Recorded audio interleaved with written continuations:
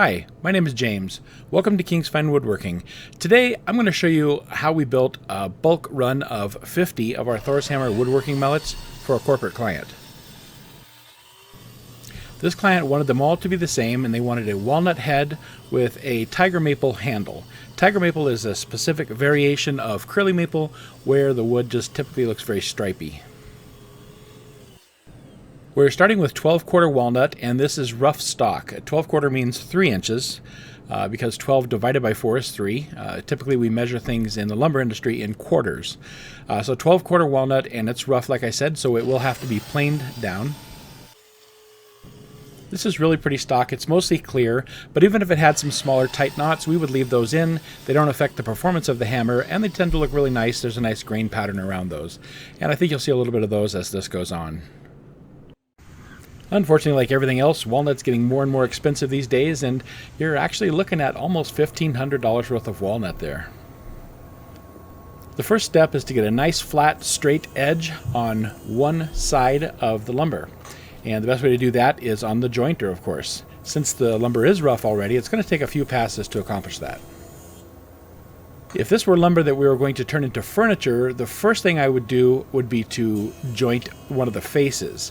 But I don't really have to do that because the faces are going to get cut off in a subsequent process.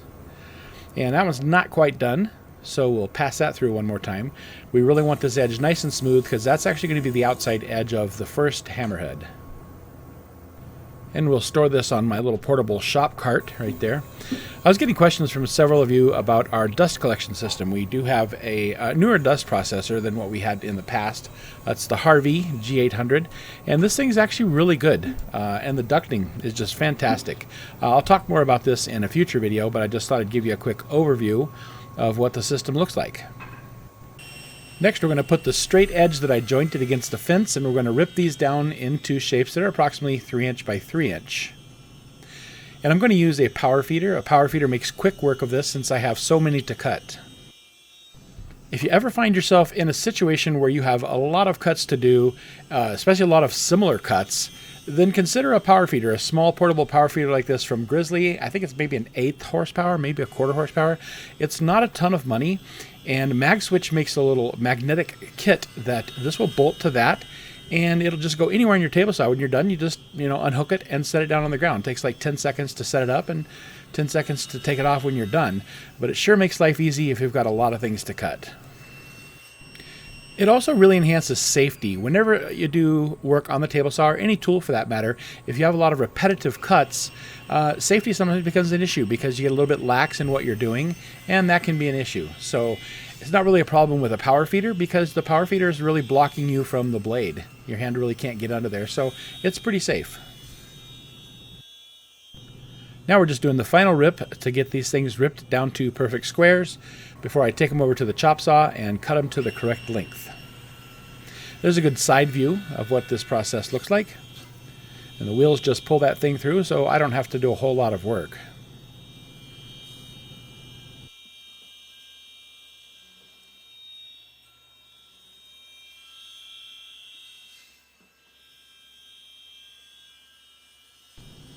I'm going to take 2 seconds and just kind of show you the power feeder and the magnetic base that comes from MagSwitch. This isn't really a sponsored video, but I really like MagSwitch tools. They're a local company, local to Colorado, which is where I live, and I really like their stuff. And whenever they get something new, they actually give it to me. So maybe it is sponsored a little bit, but I try it out. It's just fantastic. You see the 2 yellow magnetic bases? All power feeders just bolt right onto that. Then you just manipulate the power feeder around to get it in the right position. And that's it. And when you're done, you just unhook the power feeder from your table saw. All you do is move this locking lever over. That allows you to disengage the magnet. Same on the other side. And you just set it under the table saw for whenever you need it next time. I'll put a link to this in the description below in case it's something you think you might be interested in. And anytime you buy something through one of my links at MagSwitch, there's always a discount. So I'll leave that there for you guys to think about.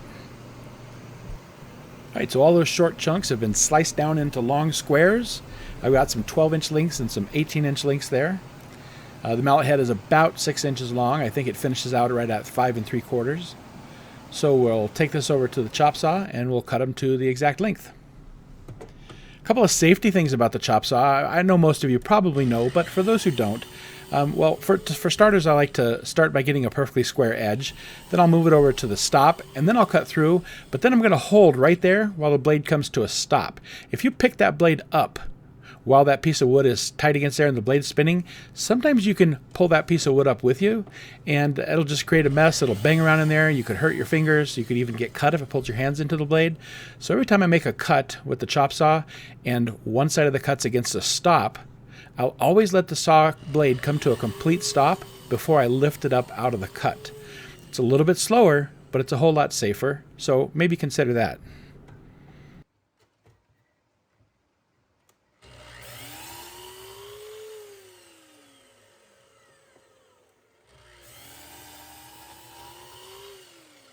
Now that same rule doesn't really apply when your hand is on the right side of the blade and your hand's on the side of the blade where the stop is, because you're holding it down. So the blade can be spinning when you lift it up there because it's not going to be able to pull that piece up, the piece that's stuck between the stop and the blade. So it doesn't really apply on that side. But on the other side, it's pretty important. And there we have it. We've chopped all those down to length. So now the next thing is I have to put the Thors hammer shape on the ends of these. This is a cut that we make, and I'll just tell you, in case you want to make one of these, this is an 8-degree cut. I have taken one of my crosscut sleds. This is a mini crosscut sled. I've got a video that shows how to make these sleds. If you're interested, you can go check that out. And there's even free plans for it if you want. But I've modified it to hold this piece of wood in place so that I can make these cuts really fast and really safe. I used to just kind of hold that block of wood and pass it through over the beside the fence and over the blade.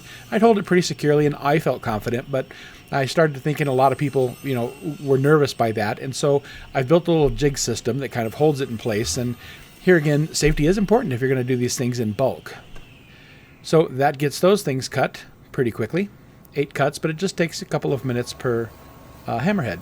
Now these pieces that get cut off, I'm going to save these, because when the handle goes into the head, I need to drive this, that's the tenon part, I need to drive this wedge into the tenon to kind of lock the handle in. And so I found that I like to hang on to these whenever I make these mallets in bulk, and I use them for wedges for future hammers. So now I've got the 8-degree cuts on the ends of all of the hammerheads, and it's now time to go ahead and mark the center point so that I know where to drill the hole, the mortise in the hammerhead, where for where the tenon of the handle is going to go through. And my wife Rupa is doing this for me. The whole shop, I'm sure you know by now if you've seen our videos before, but our whole family pitches in. My wife Rupa normally films everything. I've took the camera here and I'm filming this part. That's why it's such a horrible job of filming. But my daughters help turn. Rupa films everything, and then we all just kind of pitch in for various aspects of the build. So I like to get a good mark, good dent in it there, so I know where I'm going to drill that hole. And then I can go ahead and sand it fully, and that dent is still there for when I'm ready to drill the hole. And there they are. There's all of them, all complete. It's a 50 hammerhead build, but I typically build about 60 or 70. I like to get a good surplus in case I mess a couple up, and then usually people want to have some. So now I've got to turn my attention to the handles. The handles are tiger maple. That's what this is here. And you might wonder when I'm cutting with this chop saw, another tip here, is I'm making multiple slow passes through the chop saw. This makes it a little easier on the chop saw, but also prevents a lot of bad tear out from happening on the top. If I plunge through it once, it would tear out. All right, so there's all of those boards cut down. And once again, I've cut them into strips, and I'm going to use the power feeder. It just took a minute to put the power feeder back up here. And I'll rip them all to perfect squares. I like to rip these down to about 1.5 by 1.5 or 1 5/8 by 1 5/8 squares before we take them over and turn them. And there those are, and there's about 70 of those too. I like to have a little more than what's required for the job. We turn some extras because inevitably I'll mess one or two up, and then friends and family, or if I have extras, I'll put them on Facebook, and I'm going to do that here too, or put them mention to you guys that I'll sell the extras when I'm done. And my daughter Rima is going to turn these. She's my second oldest daughter, and you guys haven't seen her in the shop much. She does have a lot of woodworking experience, like all of my daughters do. I have 5 daughters total. Most frequently, you've seen my daughter Maya doing the turning. She's Rima's younger sister, or you've seen my youngest daughter Sai also doing some turning. Maya got a good job and had to move out of state for that job, so unfortunately she's not here, and Sai is out visiting her in Nebraska for the semester. So Rima stepped up and said she'd come and turn these for us, and that's helped us out a lot. So these are pretty straightforward to turn. She gets it round first. That's important. And then she'll mark the locations that have to be turned down a little more specifically, like the bell that goes at the end of the hammer is a certain distance away, and the tenon on the handle that has to be inserted into the head. And then she can start the motor back up and get that mark all the way around, drawn in. And with a parting tool, it's a good way to go ahead and identify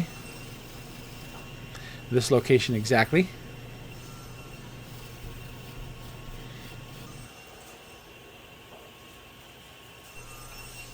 That's going to be the bell on the end of the hammer handle.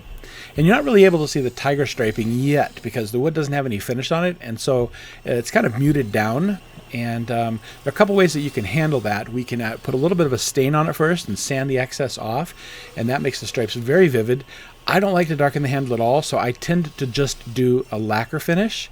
And then with age, over the next several months to a year, the stripes actually become very dark and come in very dark. I've shown some hammers on my website and on our Facebook page that are about 8 months to a year old, and the striping looks really great on those. So what she's doing now is she's sizing the handle using a wrench. She sizes the tenon and the handle using a wrench. That way we can keep them all uniform. And then she goes through quite a few different grits of sandpaper. We start at about 80 and she ends at about 320.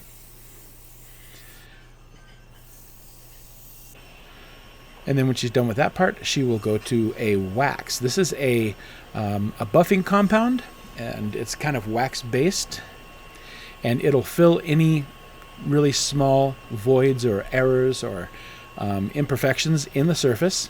And it gives it a little bit of a polish and just kind of helps smooth it up really well. We do sand this off before we put our finish on the hammer at the end. But it kind of gives us a good idea of what it's all going to look like, and we can make sure that there are no errors in the sanding work that has been done up till this point. And there it is. There's a turned handle, and she's satisfied with her work. And there is all of the turned handles. Okay, now we're going to jump to the next step in the head making process. I'm using my bandsaw to cut each of the corners off at 45 degrees. And I've got a little mag switch featherboard there, which is just held magnetically to kind of keep this positioned up tight against the fence. And that's real simple to do. We do that on all the pieces, and then we can progress to the sanding. The first thing I like to do is to hit the top corner there of that 8-degree cut because it's a little bit sharp. And then I can go through and hit all of the surfaces, all the faces, and all the edges. And for me, it works easier when the piece I'm sanding is fairly small, just to turn the sander upside down. And you can see the difference between a sanded one versus a non-sanded one. It's fairly rough where that bandsaw cut was, but it gets smoothed out really fast with the sander. All right, so now we're going to do the assembly. I didn't show cutting that slot in the tenon, but you can imagine that's pretty simple on the bandsaw.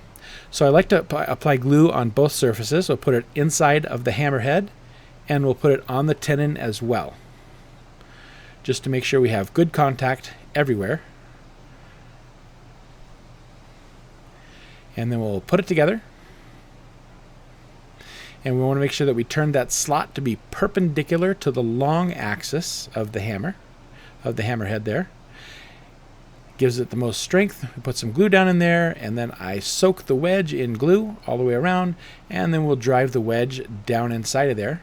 It'll push some glue forward with it, and it's got glue on it nicely. And then we'll just drive that wedge all the way home. Depending on the species, sometimes you can't drive it all the way down. We just drive it kind of as far as we can. And then we'll bang it a couple times to make sure it's absolutely seated. And then we'll clean all of the excess glue off. We're going to go through some sanding once that dries and make sure that all the glue comes off.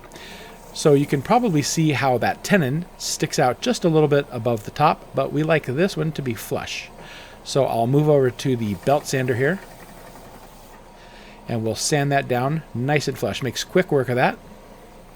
And since that was a fairly aggressive belt, I'm going to go back to my random orbit sander and smooth that up and get rid of any scratches that belt sander might have made. That looks nice. It's nice and smooth. And then the final step before any finish is I do 320 by hand over the entire hammer. Over the head, over the handle, everything. And it's really important to sand with the grain. Always sand with the grain of the wood. This prevents you from putting scratches or visible scratches into the wood. Once that's done, I like to use compressed air to blow the excess dust off of the hammer, out of the grain, everywhere, and then we'll do a close visual inspection and make sure that there are no scratches. It still needs sanding. Once that's done, we jump to the lacquer. The lacquer is a very complicated process for us. Well, it's not complicated. It's a multi-step process, let's say that. I do very, very thin coats. We typically do 5 or 6 very thin coats, and then I let it dry on the head, then I do the handle, and then I'll come back after the first coat and I start with 1000 grit paper. Just take a little piece of paper. I'm going to sand the whole thing very, very lightly. So we don't want any pressure at all because I don't want to remove the lacquer. You can see it just takes one fingertip to sand this. That's it. You're just taking the nibs off the top of the lacquer here. So very lightly over the whole surface, and then we will wipe it off and get all of that wiped clean, and then we'll lacquer it again. Once it's clean and there's nothing on there, if we need to, we go back to the air, and we're going to do the same thing. And we're going to do this 3 more times, sanding with 1000 grit each time in between. Lacquer the head first, let it dry, then lacquer the handle, let it dry, then sand, and keep repeating. When we have all 4 coats, 3 or 4 coats of that done, then we're going to move to the last step, which is 2000 grit, and we're going to go even lighter here over the whole surface of the hammer. And this polishes up so that it actually feels really smooth, almost like glass, and it almost has the feeling of the wood. It doesn't really feel like a plastic layer. It feels and looks like wood, even though there's 5 coats of lacquer on here. When I'm done with that, we'll take a tack cloth. This is a tack cloth that is soaked in wax, and we'll wipe off all the dust, and naturally it imparts a little bit of wax to the surface of the wood. Then we'll take a clean cotton cloth and we'll buff that wax off completely. And once that's done, we have a perfectly smooth, perfectly clean, really nice feeling finish. It takes us about 2 to 3 days total to do this with the time allowed in between. Lacquer is a really nice rock hard finish, and it really gives us a feel that feels like the wood, feels like really soft, natural bare wood. And I love this finish. It's probably my favorite finish to do. And if you ever had one of our hammers, then you know what it feels like and you know what it looks like. So that's it. And we'll finish them up here. This is the last one. And there's our batch of 50. All set and done. So like I mentioned earlier, we have more than just this 50. I think we have 20 extra. And I'm going to put a link in the description down below. If you want one of those, I'm going to sell them at half price just until they're gone. I'm not going to make any more, but I'll sell those at half price just until they're gone. And that's it for today. Thanks for watching.